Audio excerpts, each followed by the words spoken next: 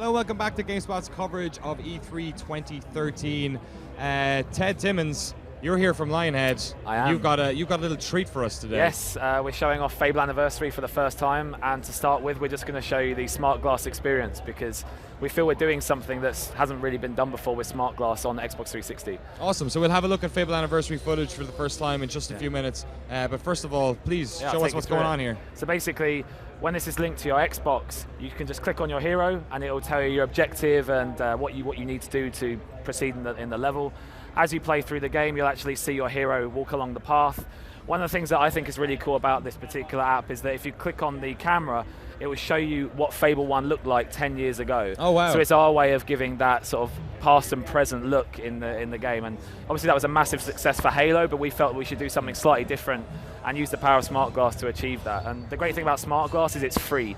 You know, anyone with a smart device, whether that's a tablet or a phone, can very easily just download it and play it straight away. So I'll guide you through some of the other stuff. In this particular quest that we're going to show you, there's chests. Chest you click on, it actually just tells you what's in it. So it's also part strategy guide. So anyone who's playing at home, I like the idea that they can set up the map just next to them on the side as they're playing through. They can watch their hero run through the quest, and then whenever they feel like they need just that extra bit of information, they can interact with it. So I'll show you the next bit as well. For anyone that's familiar with Fable, of course the demon door is always really, really important. You can click on the demon door. It actually tells you what you need and what requirements to get in. So we're actually working very closely with Prima on this because we appreciate that some people might just not want the spoilers. Yeah, so we're working with them to work out, how is the best way that we can get this experience to players without entirely spoiling it for them. So I'll show you one of the last really cool things in this.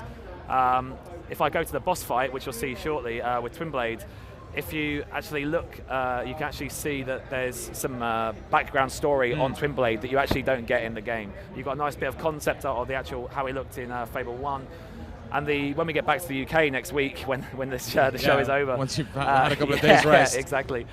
We really want to implement an actual screenshot tool. Cool. So when we started on Fable Anniversary, one of the things I did was I went back and read all the original forums from 2004. I mean, that's the beauty of the internet; it's always permanent, right? And it's always there. It's also the worst thing about the internet. Exactly. So I went through, read it all, and what was amazing was back in 2004, people were taking photos with a camera, sending the film off to get developed, getting the film back, then scanning the photo in, and then with their 56K uploading it. So yeah, I think this could be a really nice feature when we Awesome. get it Well, thank you for showing us the smart glass integration, and I think it's about time we had a look at Fable Anniversary running for the very first time. Yes, this is really exciting for us because we actually haven't shown this off yet. My Twitter feed all week has just been demanding this, so I'm really grateful for you guys sparing the time. Not at all. Thank you very much for bringing it along. So yeah, explain what's going on here in terms of.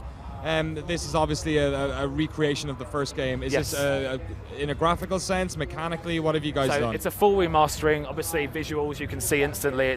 We've updated absolutely everything: meshes, textures, the whole lot. We've redone all the audio. Russell Shaw, the original composer, is still at Lionhead. He's gone back, remastered everything for surround sound, so it sounds absolutely glorious. Widescreen support. It seems so trivial these days to have widescreen, but back in 2004, it was a pretty big deal. What you can see my colleague here, he's actually opening the chest. He's going to grab a piece of clothing, and now this particular quest was where you first met Teresa. So we felt this was a really appropriate quest to bring to the show because it's a fan favorite. Teresa's obviously a major character. The before and after. And to talk about some of the other things. Obviously, you can still fart, you can still kick chickens, but now it's in full high definition glory. Just to remind people as well, this is running on a debug unit. This is very early. Exactly. So the frame rate still can be a little bit choppy at times, so we got plenty of time to look at all that stuff. Really, we just wanted to bring it here and show the Fable fans that one of their favorite games, for some people ever, as we found out this week, is being completely remastered for 360. So what were the biggest requests then from fans in having Fable back? Was it simply so they could just mine achievements on their new console so they could see it in HD? I think a lot of people just sometimes want an excuse to replay one of their favorite games. Sure. I've been really enjoying working on the achievements. We'll be revealing more about those over the next few weeks, but I think one of the things we've done with it that's really exciting is that Fable has always been about good and evil, choice and consequence, and we've tried to actually put that into the achievements. So it sounds a bit weird for now, but I'm trying to tease it a little out there. Good and evil, perhaps. I'll also mention that the save game system is completely new. So the save game system was ropey, let's say at best. So any Fable fans will just be able to know that now they can save the game whenever they like. Again, doesn't sound like a big deal now, but in 2004, it wasn't a very good experience. So in terms of making a game like this, redoing it again, there's obviously maybe a desire to add content to it, to maybe take some of the lessons from sequels into it. So was there anything perhaps from the more recent Fable games that you guys have decided, you know what, maybe that could have been... So we've got a really good team working on this. I was actually a tester on the original title. Some of the guys that I'm working with have worked on like Fable 2, Fable 3, Fable: The Journey. So I'm looking at it very much from the perspective of the fanboy. I'm the guy that wants to throw in more content and change everything and that kind of thing. But the guys who are keeping me grounded, it's like we're walking rather than running, which is very sensible. So you guys trying to stick as close as possible? Yeah, to the things that we are looking at is providing the Fable 2 control scheme as an option. Okay. So we realise that there are people out there that are going to want to play it pure in its old 2004 format. But I'd really like to include the Fable 2 control scheme because I feel we really advanced and we really improved it. And then also we're just looking at everything really. The load times are going to be massively reduced. I mean, when the programmers asked me what the design was for the load screen, my reply was, what load screen? That's how we're looking at these kind of things. I've seen Mr. Molyneux walking around the various booths. Has he had a look at this yet? Has he wandered he popped over? to Obviously, friend of the studio. Obviously, he's no longer with us. But yeah, he popped over, had a play, gave the thumbs up, and then we're back on his way. So. Only seal of approval as well. Yeah.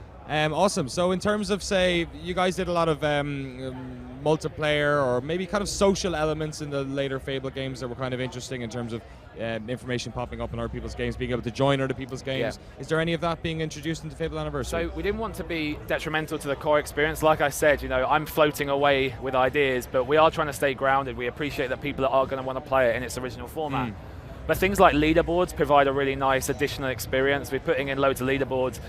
Who can kick chickens the furthest in the world? Who can fart the most? That's an important thing, and so that's where we're investing a lot of our time, is to get that worldwide competition via leaderboards. Was there anything you guys had to do in terms of voice acting then, to maybe recut stuff? Or? We actually wanted to keep it the same. Again, it's that nostalgic memory that people have. I will say that they've all been remastered, so that the compression is a lot less than it used to be. Yeah. But the feedback from the fans has been, don't change the voice acting. We want it to be as it was in 2004. Must be a hard line to tie, because obviously people are a little less forgiving about creating this stuff. The voice acting, obviously, they can remember that person and they want to keep that character. But then when it comes to the graphics, they're like, do whatever you want, just make it look great. Yeah, right, just as long as it looks pretty. Yeah. So our director, who's actually with us here at the moment, he's very much keen to just make the game look as beautiful as possible, and why not? I mean, we're actually running the game through Unreal, so it's allowed us to have a whole new lighting system. We can have materials for the first time. It's actually a really powerful tool for us to use, and I know that the art team are really enjoying using it. Is there any possibility of being able to swap back to the old Fable art style maybe during the game? Yeah, so one of the things that I briefly showed on the smart glass was the ability to look at Fable 1 as it used to be, and that's how we really want to maintain this past and present feel, because I love smart glass. When I first heard about it, I thought it was an awesome piece of technology, and I love the idea that you can actually click on the screenshot and you can actually hold it side by side. There's no swapping. You can directly compare shot to shot, and I think that's quite a nice little feature.